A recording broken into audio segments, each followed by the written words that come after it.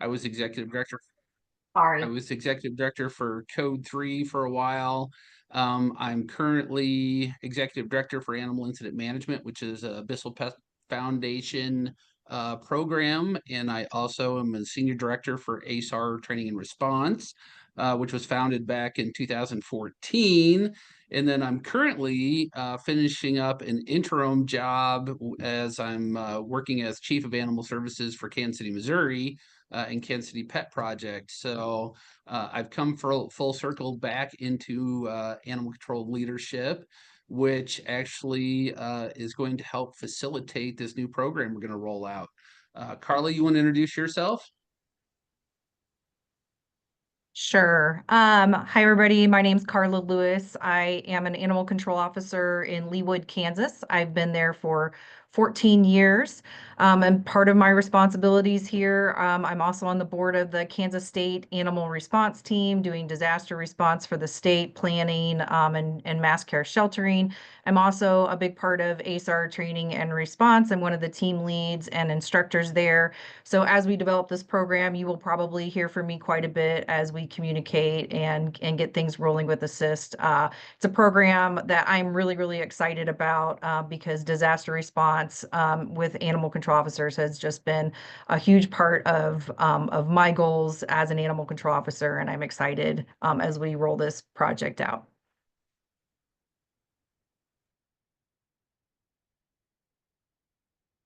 I think you're muted, Jerica. Oh, I am. Okay. Only been doing this for how many years? All right. So we're going to start with some polls and let's see if this works. So we're going to start with we just want to get to know who's here. Is it working? Yes. Okay. So the first question is, what is your experience with disaster-related responses as it relates to your role? And the second one is just who's in the room. Primary role being in the field, primary role being in sheltering. I know there's lots of other primary roles, but if those are kind of the two big ones, we're just curious. I'll just give everybody a minute to finish that up. Okay. Can you see the answers on your side? No? Okay. So it looks like we have share results. There it goes. Okay. So that's great. So we've got about 48% have been involved in some sort of disaster response. We've got 29% having some to minimal to none. And then we have about 23% which have done tons of disaster response. So that's great. And absolutely good mix. Yeah. And then we've got just over well, over half is primary role is field, and the 32% primary role is sheltering. Great. So, okay, let me launch the second poll. Maybe. Okay. There we go. Okay, so now we got 3 questions on this one. The first one is, who has completed FEMA IS training? Yes, no, or I don't even know what that is. Second one is, do you have disaster plans for your agency? And the third question being, are you engaged with your local emergency management?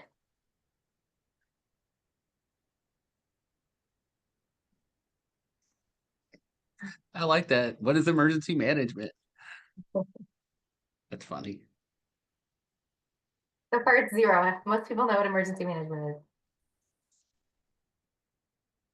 But that's would mean different things, right? To different entities.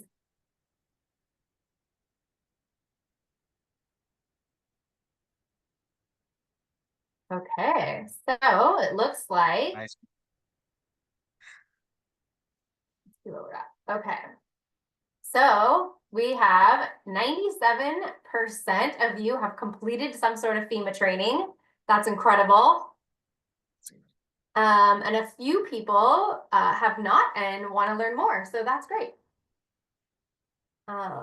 And 66% have disaster plans for their agency, and 9% don't. So this is also really great.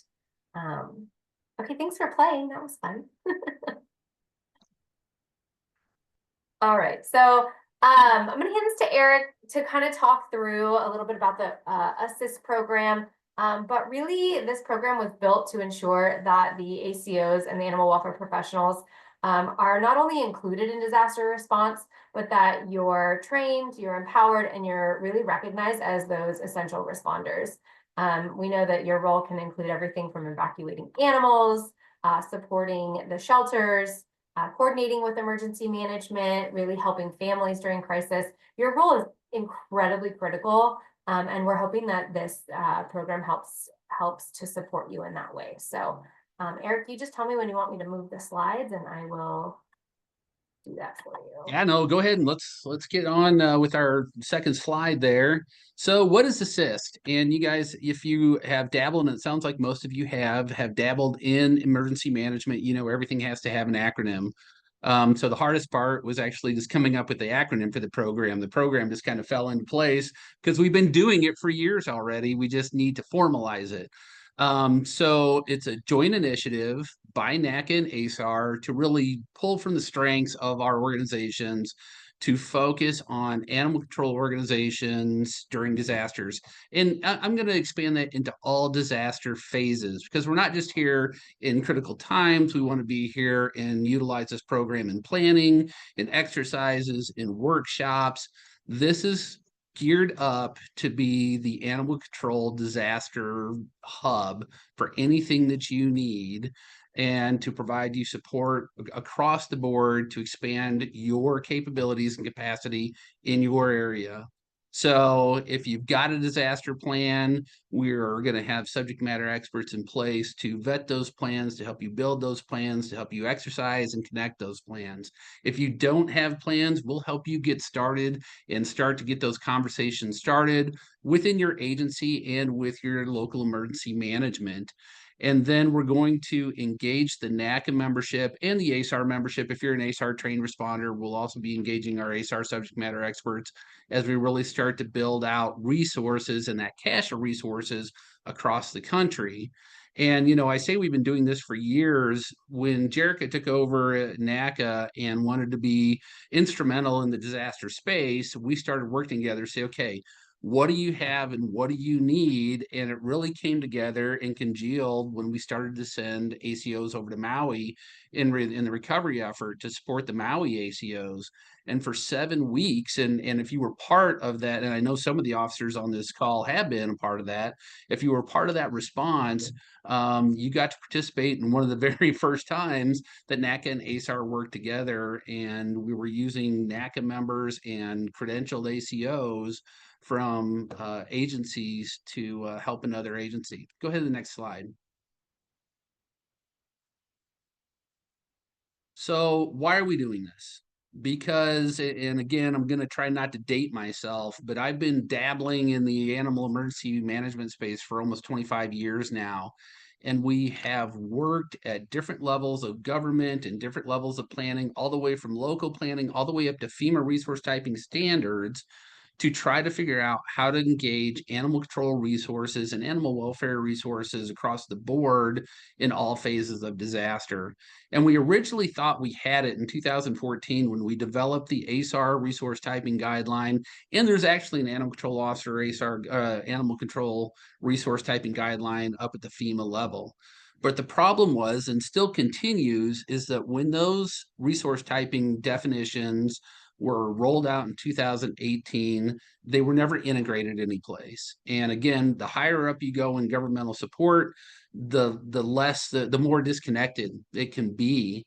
And so we see all this resource typing to be utilized by emergency management, and then the pandemic hits and it's never integrated. So we start to see this transition as we come out of the pandemic of a revitalization, a rebuilding of animal disaster plans, and people trying to find new ways to solve problems. We have seen over the past few years that emergency management, where we thought it was going to be, hey, we're going to route animal control officers through the ASAR training, credentialing, and that way they're ready to go in disasters and be prepared to be mission ready packaged with USAR teams or urban search and rescue teams, is we have seen some ACOs step up and want to be that high level technician. And then we've seen a need for, hey, we just need field officers. We need somebody to help with our public information. We need people to help with our shelter. We need uniformed, credentialed, experienced animal control officers to come in and do the job alongside of us. And we're not going to require all that ASAR technical training if we're just doing field work and our normal duties as officers. So we took a step back over the fall. And again, we saw this request, and let me back up. We saw this during the LA fires, where it was difficult for that emergency management leadership to understand how to incorporate ACOs through the ASAR mechanism and that resource typing. So they said, hey, listen, we just want animal control officers that we know are uniformed and know how to do their job to come in and support us. Great. So we want to create a mechanism for emergency management to access that in an easy way. And that's where A.S.I.S.T is going to come in, as Naca and ASAR pre-identify those resources through officers that want to be engaged in this program. And then when it's time to go, NACA and ASAR, through our MOUs, through our national contacts, will be able to provide that resource for agencies having jurisdiction to consider on what they need to bring in. This is one of those programs that we're doing all the coordination piece at the national level between ASAR and NACA under this program, but we're going to try to work with local resources. We're going to make this a scalable program, which means it doesn't matter if you're a one-person ACO show in your town or if you have 20 officers in your agency. You can access and utilize the A.S.I.S.T program either during a disaster for your planning needs, or you can be the officer that comes in and is engaging and saying, hey, there's one or two officers at this agency, but we want to be high level and we want to be able to go help nationwide across this using this program. The other thing that A.S.I.S.T will do is that this is going to be a fairly nimble and specialized program, which will give us the ability to pivot as we see challenges come up. We never want to over define a program, and we want to make this something that's easily very malleable by an agency to start to use it. And one of the things that we may get into later on is the ARC program, or the Animal Resource Coordination Center program, that Carla is beta testing with the Kansas Animal Control Association this year, where the ARC program is working with Kansas Department of Emergency Management to start to help coordinate that small and large animal piece during state disasters. So we'll kind of see how the A.S.I.S.T program is going to support that, along with how do we change that up for individual agency use. Next slide, please. So this is kind of how it's going to work. And again, this is just a general flow, but say you are the agency having jurisdiction. The AHJ is the impacted agency. Say you've had a disaster, whether it's a tornado, whether it's a hurricane, whether it's an earthquake lately, you are now impacted. Your agency, being the animal control agency for the area, is in charge of all the animal issues. And you're going to quickly say, hey, my 3-person team can't handle this. We're going to go ahead and reach out for resources. Now, you guys have heard me say, if you've attended any of my disaster training, that there's 2 routes of communication during a disaster. One is up through governmental channels, one is up through non-governmental channels. So we're always going to say the AHJ, the animal agency, should be working with emergency management, and that's your first contact to say, hey, our resources are exhausted. We need to make a request for help. And that emergency management plan is going to pull out their ESF6 or ESF11 or ESF17 plan. And they're going to say, okay, we can either help with that, or right now we don't have the resources. What do you have? And be prepared that you would go, when you go in to talk to your emergency management, be prepared to say, hey, we have the A.S.I.S.T program, and I hope that starting this conversation today, that as you do future planning with your emergency management, that you say, hey, NACA and ASAR have teamed up to bring the A.S.I.S.T program. I want to make sure that that's in our plan somewhere as a resource. Pre-identify it so it's not something new that's coming on in the heat of battle during a disaster. So you're going to work with your emergency management. When the emergency management says, hey, we need outside resources, you say, hey, let's get the A.S.I.S.T program engaged. They're going to say that's great. And you can reach out to Jericho, or you can reach out to myself or anybody at NACA or ASAR leadership and say, hey, we want to engage the A.S.I.S.T disaster resource management coordination piece. And we're going to come back and you see all these different jobs around that circle. We're going to say, okay, what do you need? You're going to say, I need field teams, I need officers, or I need some shelter support, or my agency does animal control and shelter, and we've got pets that need to be moved out so we can create more room for pets that are evacuated and coming in.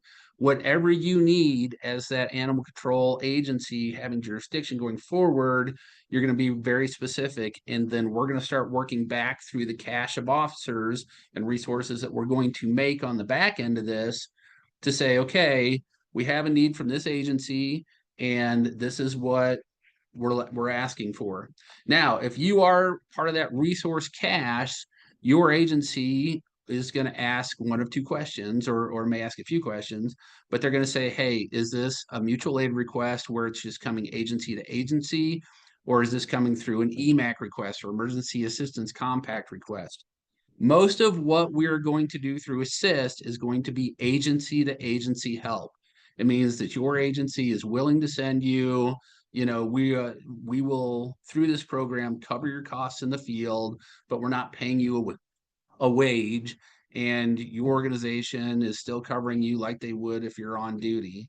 If you come through the EMAC system, that's the government system to request resources, or if you come with an intrastate, which means inside your state request, like if in California, we can watch that through A.S.I.S.T, but we're not handling governmental to governmental requests through A.S.I.S.T. We're handling the coordination of agency to agency requests.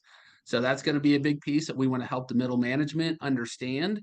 And again, the most agencies, and I won't say all agencies because it's not, but I would say out of all animal control agencies that we engage, that 70% of them are more than happy to do a mutual aid agency to agency sharing of resources if costs are covered.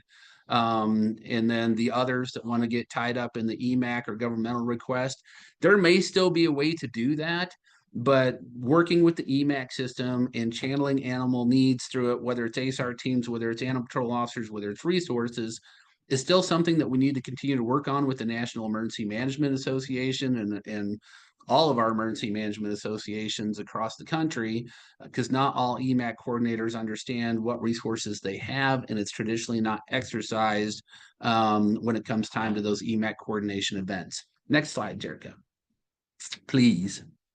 So where do we go from here? Number one, be a NACA member in good standing. So that's going to be the cache of subject matter experts that we're going to first. If you're an ASAR technician and already training with ASAR, we already have you in our cache of members. We're going to have a QR code come up here. And we might, Carl, I don't know if you have the URL that you can throw in chat if they don't have a QR code, if they don't have their phone with them.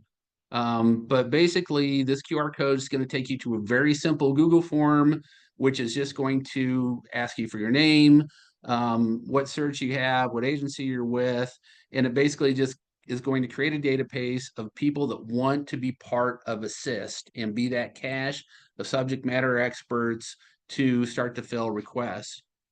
You will get a follow-up email with directions on what's going to come next, because we're going to go through a sorting process where we have all those different jobs. And even if you are an officer of 3 to 4 years and you haven't actually been through an earthquake, but you're more than willing to go, we still want you to be part of A.S.I.S.T. If you are in the animal emergency management world and you've been here for 15, 20 years, you know how to coordinate around an emergency operations center, or you're a supervisor in some aspect, we want to make sure that you are appropriately designated also when it comes time to have that cache of resources to go forward.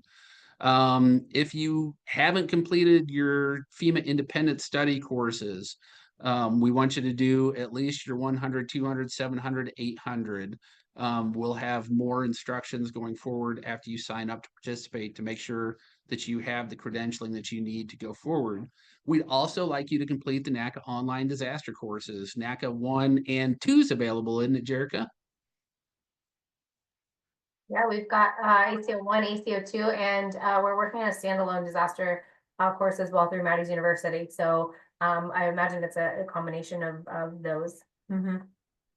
Yeah, so we want you to do your NACA online disaster courses. And what this is going to do, it's going to help you get started, especially if you have no disaster experience. Some of those courses will actually start to get you acclimated on what you might expect going forward. We will, through the A.S.I.S.T program, have additional training for the people that sign up to be part of the subject matter caches. So we actually will walk through expectations for different roles in different phases of disaster and how A.S.I.S.T will roll out. So if you sign up to be part of that cache, you're assigned, hey, here's the roles that we've, have found you can play so far. We'll walk you through what is the expectation pre-event, what is it during response, what is it during recovery, and how do we go forward with mitigation and planning. So all that will be done. So if you don't have that in mind, we're going to provide that for you. And then if you don't have to stay in a static role, the more education and training you get, the more your role changes. This is a no harm, no foul type program where you can sign up, and if we ask you, hey, can you deploy for this, and you say, I can't this week, we're short on manpower, or I'm getting my whatever done at home and I can't leave, that's fine. It doesn't bump you down on the list. It will, will keep you as a resource. If for some reason you're on our list for a long amount of time, probably for over a year, and we haven't had any engagement with you, we will ask you to re-engage and make sure that things haven't changed for you in some dramatic way. Next slide, please. Here's that QR code. I think I saw, yep, Carla dropped in a link. So you can hit the link too. It will take you to the same place. And again, all this does is say, hey, I'm throwing my hat in the ring to be part of the A.S.I.S.T cache. And we will contact you further from there. Okay, next slide, please, Jerica. All right. What happens if it happens tomorrow? We've got severe storms coming across the country now every few days, about every other week, I should say. We're in the midst of tornado season. Earthquakes are happening all over the globe, which means we'll have some tremors here eventually. What happens if you need A.S.I.S.T? Again, any size agency can contact NACA or ASAR and say, hey, I'm looking for A.S.I.S.T programs or resources to help out. We'd prefer that if you are one of these agencies that has a decent disaster plan, well, I guess I should refrain that. Yes, if you have a good disaster plan, but we would prefer that if you feel like you may want to engage A.S.I.S.T resources, that we have some sort of MOU in place. And we have a very generic MOU. We're going to run it through ASAR since we hold all the government MOUs for our platform. But in the ASAR MOU, it says that you will have access to A.S.I.S.T resources in there along with the ASAR resources. And what that does is that it kind of spells out expectations for the emergency managers, for your leadership, to what it really means for A.S.I.S.T resources and ASAR resources to come in. It's no cost to you. We cover our own costs. We have our own insurance liability. We take care of ourselves, but we work with you and your leadership and provide you resources. That's the nuts and bolts of it. So if you're interested in an MOU and getting that done, so you have access to the A.S.I.S.T resources, you can email me, and my email will be at the end of this. It's not required. If it happens tomorrow and we don't have an MOU, we'll still work it out. It just may take a little bit longer to work through how that actually comes to fruition. Let your emergency management know about A.S.I.S.T. Let your agency leadership know about A.S.I.S.T. and that it's rolling out. And that way it's not news to them when you actually need it. And then, of course, if we know that disasters are coming, reach out to us and say, hey, I live on the coast. We have a Cat 3 barreling down. Our agency is in a floodplain. We may need help. Lean forward in those communications with Naca. And if something unexpected happens, don't wait to contact us. If something happens, we will try to reach out to agencies that we know are impacted, but we don't always know some of the smaller agencies or smaller communities that are impacted because it may not be on the news. And so we probably can't cover every agency around, but that's where we're going to lean heavily on our state ACO organizations to really try to stay in contact with ACOs throughout their state to make sure that everybody's okay, or to be able to work mutual aid there at a regional level. And then again, as you work your animal plans, have your exercises, have your workshops, push your comfort zone. Really say, okay, I'm identifying the gaps in our plan. And remember, gaps are good. Gaps are not a bad word. But you can take your planning and put in there, we're going to engage A.S.I.S.T through the animal control unit to help our disaster resources. Next slide, please. So here's contact page. You can email me. And I think the A.S.I.S.T page went up in the notes. If you're looking for an MOU, you can text or leave a message on that line. And of course, reach out with any questions that you may have in your planning or your disaster mitigation. So, Jerica, I wasn't watching chat real close. Did we have any questions? Or if you guys have questions, feel free to raise a hand, throw it in chat. Carla also put the landing page in there, so thank you for doing that. Back and see. Adam Jackson had a question on NACA ACO disaster courses are in addition to 1, 2, and 3 via Maddie's. So that's something we're still kind of trying to fine tune. So right now our disaster module is in our ACO 2. But we want everybody to be ACO 1 trained as well, because maybe you're not an ACO in your normal day-to-day.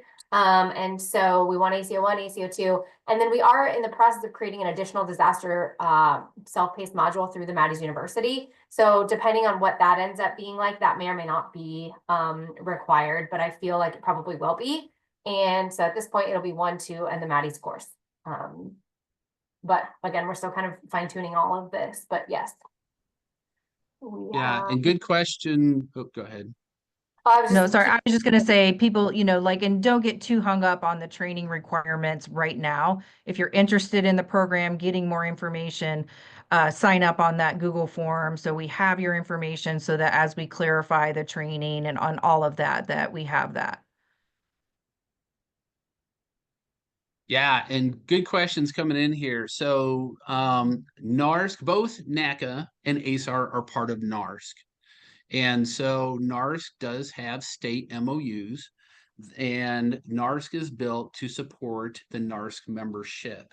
So where A.S.I.S.T comes in is if you are, let's say we have a series of tornadoes tonight, knock on wood, but we have 4 small jurisdictions impacted.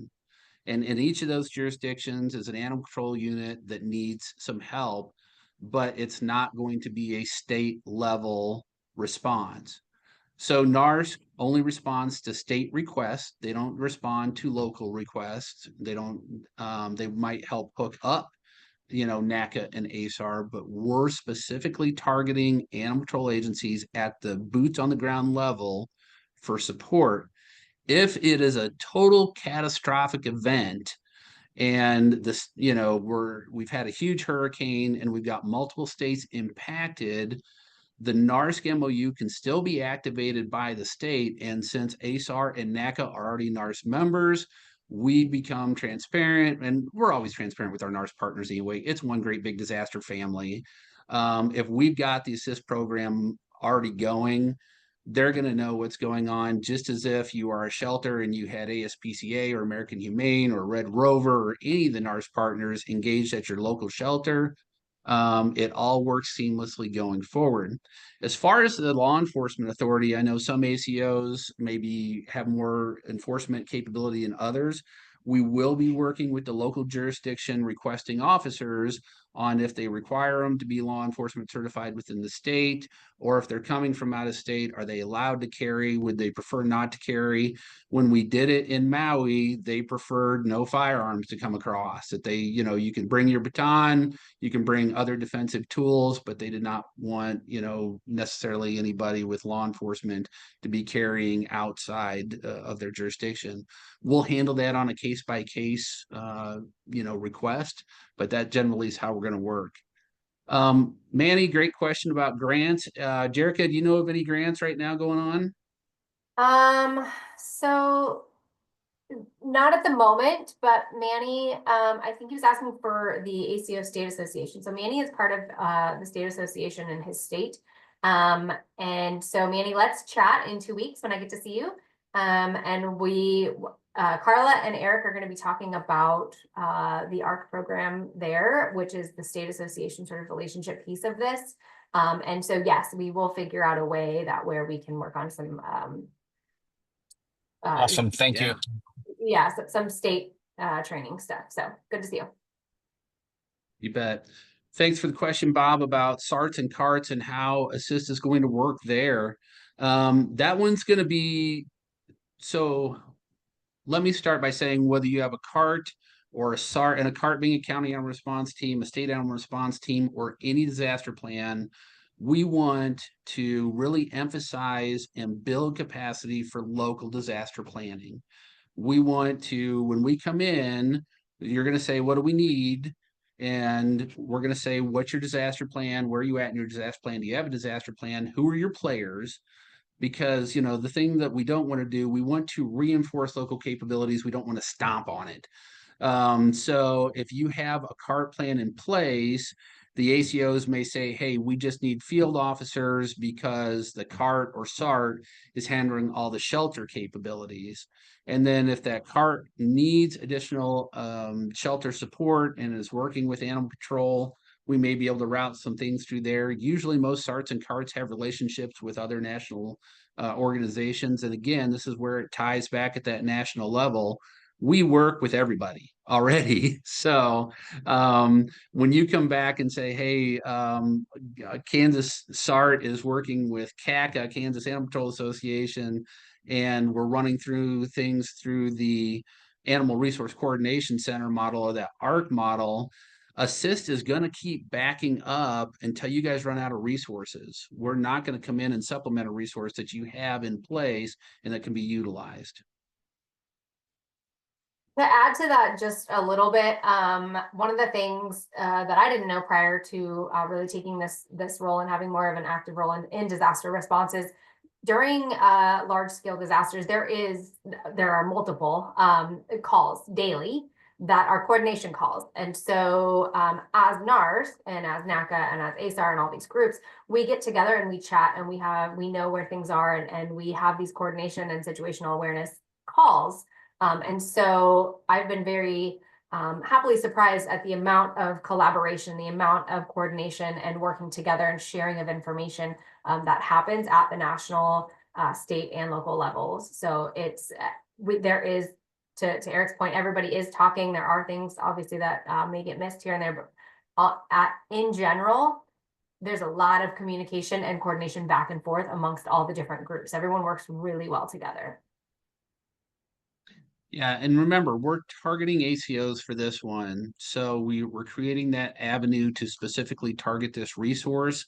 But as Jerica said, we are resource rich in a lot of different areas.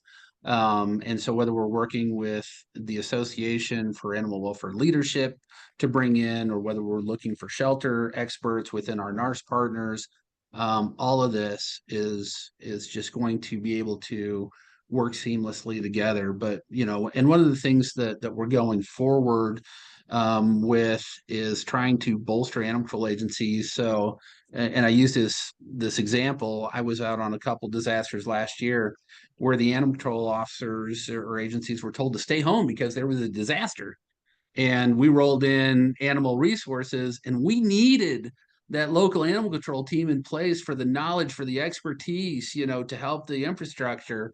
And it took us sometimes 24 hours to get a hold of a supervisor to say, hey, we're here, how can we help you, and just trying to get that going. So we want to make sure that animal control agencies feel confident enough to, hey, we do have a play in disasters, and how do we move forward with the ASSIST program. Yeah, this program really will help to elevate the visibility and the credibility of animal control during disasters. Because like Eric said, a lot of times they send them home, or we've got this. And actually the officers need to be the ones that got this, right? They're the ones that are there. With the Maui fires, and there was a need for animal control, when Eric touched on this before, but we put our heads together and I said, we've got a ton of ACOs on the West Coast who are very well versed in wildfires. There are a ton of ACOs on the West Coast that might be able to just go and be that agency to agency resource. And we put it out to 4 different state associations. We did Arizona, California, Oregon, and I can't remember if it was Nevada or Washington, but I think we selected 4 or 5 right there. We put it out to the state association. So I sent it to about 5 different contacts. We had 7 weeks worth of ACOs filled in what, Eric, like 2 hours. Seriously, yes. Unbelievable amount of interest, of support, of expertise that we were able to just get it done. And it was this eye-opening, like, okay, we have this huge resource. We have this huge, amazing pool of people who are trained and ready to go and able to go, and we're missing them. And so how can we take this and keep doing this, right? So yeah, I'm very excited. Yeah. And so the question about what is NACA doing to improve state training standards for basic academies. So we're actually going to roll this out at the NACA Summit in just a few weeks. And a lot of the state animal control organization leadership will be at the summit. And we're going to really start to talk about how they can utilize this and start pushing it down to individual agencies. We are hopeful that there's enough interest in this that state associations will want to make a disaster day. And I know for those of you up in Alaska, I just talked to Mike Klepper the other day. In 2026, we're going to have a disaster day that we bring in the ASSIST program to say, okay, what do we do in areas like Alaska? We'll be rolling a little bit the introduction out in both at Naca this year, and in I think there's one other association in Georgia, the Animal Welfare Professional, APAW, will be rolling this out also.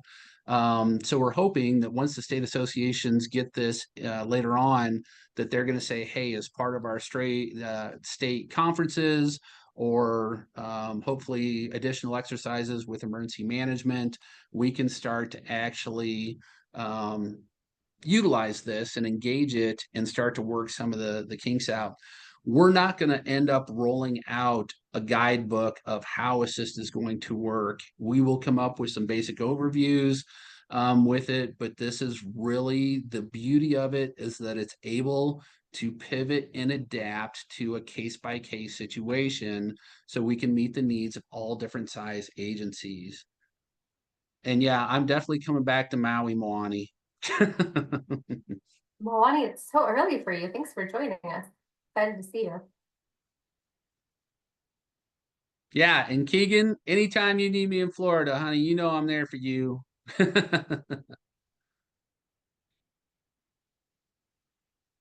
You bet. So now that you guys know this is here, absolutely brainstorm with your teams, with your associates, with other officers on how you want to utilize it. We are absolutely, you guys may still know that I am still on the executive board for NACEP. If you're not familiar with NACEP, that's the National Alliance of State Animal and Agricultural Emergency Programs. I've been president of NACEP the last 2 years, and I just recently moved into the past president role, so I'll have that another 2 years.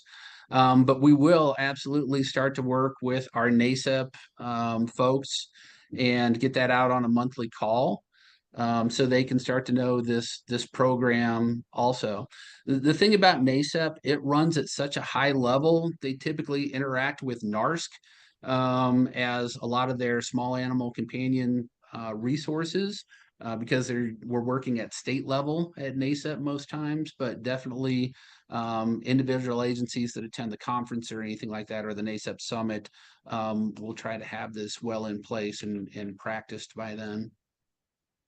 Yeah, Eric mentioned he's the past president of NACEP, and I am the president-elect of NARSC, and so we definitely are, we definitely say it again, NACEP.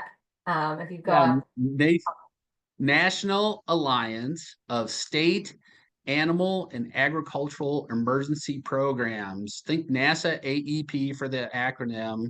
And if you're not familiar with NACEP, NACEP was actually born the same time as NARSC was, right after Hurricane Katrina. And NACEP, there's Anna. Anna's currently vice president for NACEP, so she'll be taking over the presidency in a couple years.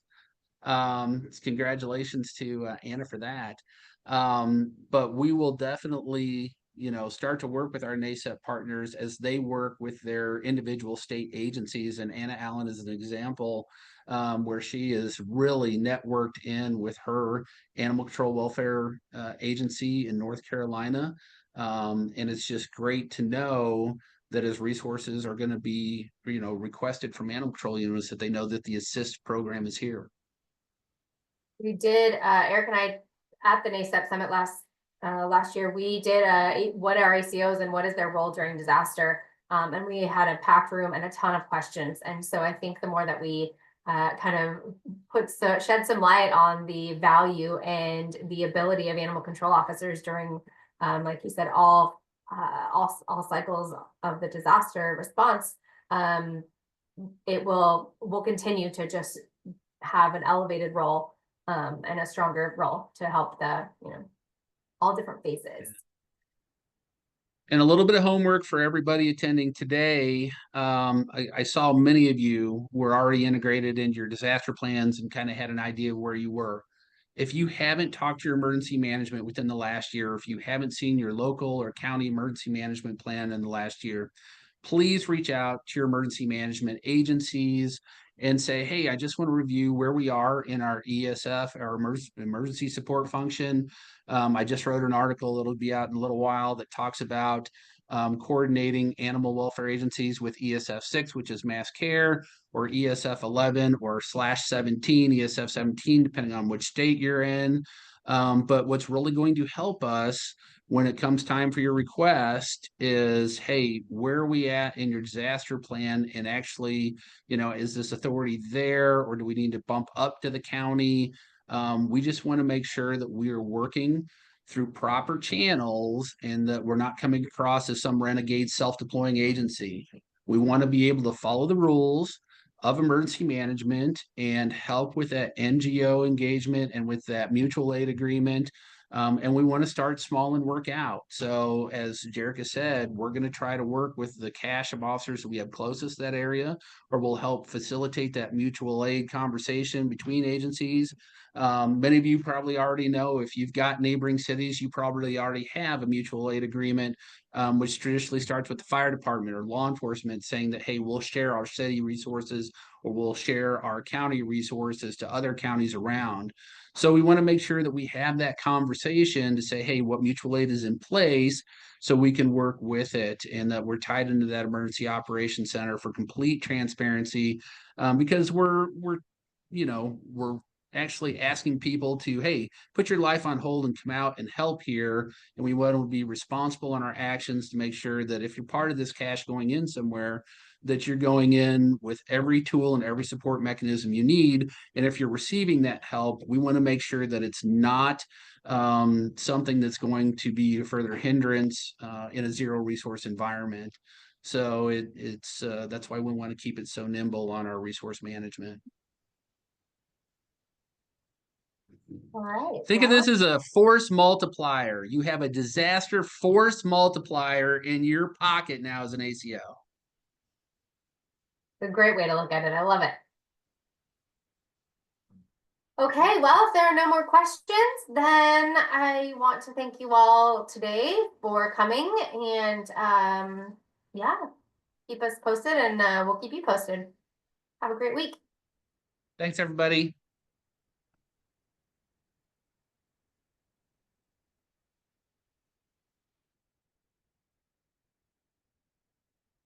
Hi, Kathy. Good to see you. Bye, Jerica. Lovely to see you too. We need to talk.